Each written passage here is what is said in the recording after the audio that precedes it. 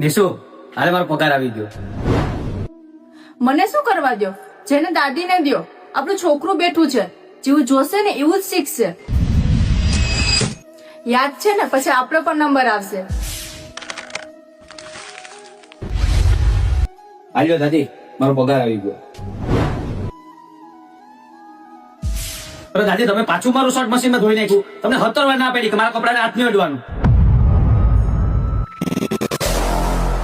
તમે તમારા મમ્મી સાથે રાડું પાડીને કેમ વાત કરતા હતા? એને કેટલું દુઃખ થયું હશે. ઈ પણ મારા સામે બાજુમાં છોકરું બેઠું, ઈ પણ તમે દેખાડું નહીં. ખબર છે ને, પછી આપણો પણ નંબર આવશે.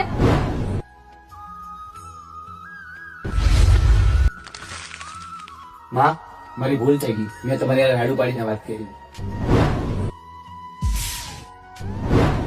હાલ નિશુ, જમી લે. મમ્મીને પૂછો. બધી પેલા જઈને એને પૂછો. બાકી યાદ છે ને? હા, ખબર છે. આપણો નંબર પણ આવશે. તો આ વિડીયોથી હું લોકોને એક જ સંદેશ આપવા માંગુ છું કે આપણાથી મોટા વ્યક્તિની ઇજ્જત કરો અને આપણા બાળકો સામે એવું વર્તન ન કરો કે આગળ જતા આપણે જ ભોગવવું પડે અને આપણા નંબરની રાહ પણ ના જોવો.